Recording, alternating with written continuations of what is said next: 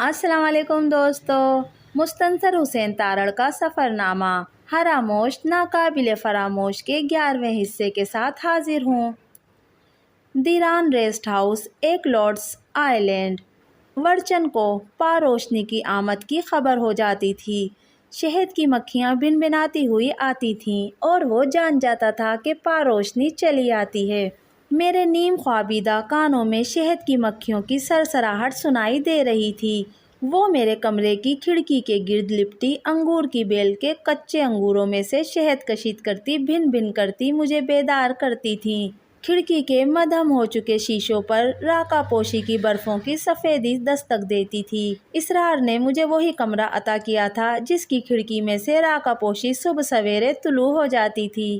یہ کون آیا سویرے سویرے راکا پوشی؟ اور کون؟ ہم نے سنا ہے کہ آپ ہمارے گاؤں میں آ رہے ہیں۔ ویران ریسٹ ہاؤس کے استقبالیہ ہال میں میری کچھ تصویریں آویزاں تھیں۔ اسرار کے مہربان ہاتھوں سے پہنایا جانے والا وہ ان کا قدیم خاندانی چوغا جسے کبھی اس کے آباء و اجداد زیب تن کرتے تھے، اور میں ایک اونی ٹوپی پہنے اسے اوڑھے مسکراتا تھا۔ بے شک اسرار کی یہ پر اسرار پناہ گاہ ایک افیونی جزیرہ تھی، لیکن اس جزیرے میں شاید دنیا کا بہترین ناشتہ بھی آپ کی پلیٹ میں روشن ہوتا تھا۔ ایک عجب جڑی بوٹیوں کی آمیزش سے تیار کردہ آملیٹ، مقامی سیبوں اور چیریوں سے تیار کردہ معاملیٹ، اور ایک افیون چائے کا کپ۔ فراموشی مہم پر نکل کھڑے ہونے والے سب ساتھی ان آسائشوں سے افیون ہونے لگے۔ ناشتے کے بعد سب کے سب اپنے اپنے کمروں میں اونگنے لگے۔ میں جگاتا تو وہ نہ جاگتے۔ حاجی صاحب، سرفراز اونگتا ہوا کہتا تھا، ادھر کہاں جانا ہے، ادھر ہی پڑے رہتے ہیں، کیا کرنا ہے ادھر فراموش جا کر۔ تنویر خواجہ بھی اپنے بستر پر ٹانگیں پھیلائے پڑا تھا۔ تارڑ صاحب، ہمارے پیچھے پولیس لگی ہوئی ہے کہ کسی ایک جگہ پر ہم ٹکتے ہی نہیں۔ میں تو اس بھاگ دوڑ سے ہف گیا ہوں۔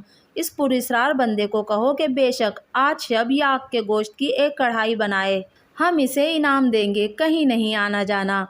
میں نے ویران ریسٹ ہاؤس میں ایک بندے کو بہت مس کیا، اسے یہاں ہونا چاہیے تھا۔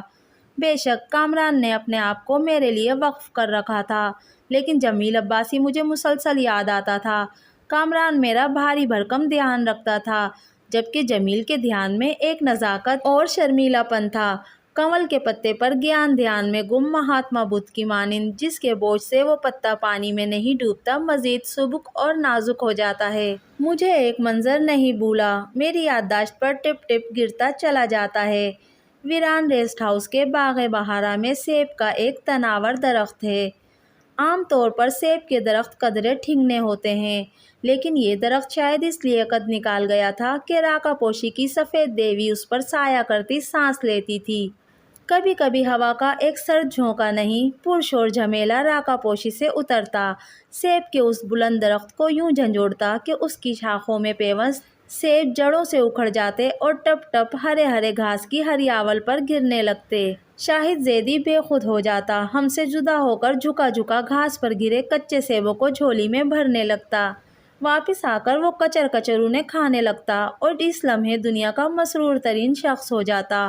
اور وہ منظر مجھے نہیں بھولتا، وہ کچھ یوں ہے کہ بابا زیدی جھکا جھکا کچے سیب اٹھا رہا ہے، اور اس لمحے ہوا کا ایک پرشور ریلا راکا پوشی سے بہتا ہوا اس درخت پر یلغار کرتا ہے، اور کچے سیب تاب نہ لاتے ہوئے دھما دھم گرنے لگتے ہیں، اور نیچے بابا زیدی جھکا جھکا پہلے سے گرتے ہوئے سیب اٹھا رہا ہے۔ میں اس منظر کو دیکھ کر ہراساں ہو جاتا ہوں۔ اگر کوئی سیب، وہ ایک کچا پتھر ہے، بابا زیدی کی کھوپڑی پر براہ راست آ گرتا ہے تو بابا زیدی تو گیا۔ اتنی شدت سے اور اتنی بلندی سے گرنے والے سیب پتھر کی وہ تاب نہ لا سکتا تھا، اور میں دعائیں کرتا تھا کہ یا اللہ، لاہور شہر کی تصویر کشی کی اس آخری چشم و چراغ کو یہاں گل نہ کر دینا۔ اگر یہ بابا یہاں ہلاک ہو گیا تو میں عوام الناس کو واپس جا کر کیا جواب دوں گا؟ اسے یہاں راکا پوشی کی بلندیوں سے لاہور کی شملہ پہاڑی تک لے جانا بھی تو قدرے دشوار ہوگا۔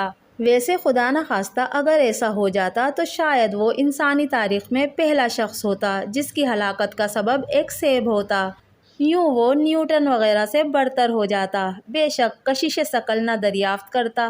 ویسے بفرض محال نیوٹن اگر مناپن کے اس باغ بہارا میں لمبا پڑا ہوتا تو اس تناور شجر سے ایک سیب گرا ہوتا تو وہ اس کے گرنے کے اسباب پر غور نہ کرتا، اسے رغبت سے کھا کر راکا پوشی کے سائے میں اونگنے لگتا۔ کشش ثقل پھر کبھی دریافت کر لیں گے۔ تب وہی کھڑکی کھلی جو ایک جہاں گرد کے لیے کہیں نہ کہیں کبھی نہ کبھی ضرور کھلتی ہے۔ حاجی صاحب، وہ آپ کا ہنزا کہاں ہے؟ یہی ہے؟ ملک جی، یہ نگر ہے۔ کرشن نگر ہے؟ ملک کی بلوری آنکھوں میں شرارت کے شرمیلے جگنو دمکتے تھے۔ ہنزا دریا کے پار ہے، چلتے ہو تو ہنزا کو چلیے۔ تارڑ صاحب، تنویر خواجہ ویران ریسٹ ہاؤس کے باغ بہارا میں ایک ایسا لنچ تناول کر چکا تھا جس کی خوراکیاں کہیں دور دور کے ازبکستان اور تاجکستان وغیرہ کے چولہوں پر تیار ہو کر ہمارے سامنے سجا دی گئی تھیں۔ ذائقے اجنبی اور پرخمار تھے۔ ہر کھانے میں خوبانیوں، باداموں، سیبوں اور چیریوں کی مہک رچی ہوئی تھی۔ کیا کرنا ہے کہیں ہنزا شنزا جا کر؟ ہمارے پیچھے پولیس تو نہیں لگی ہوئی، یہیں پڑے رہتے ہیں تصور جانا کیے ہوئے۔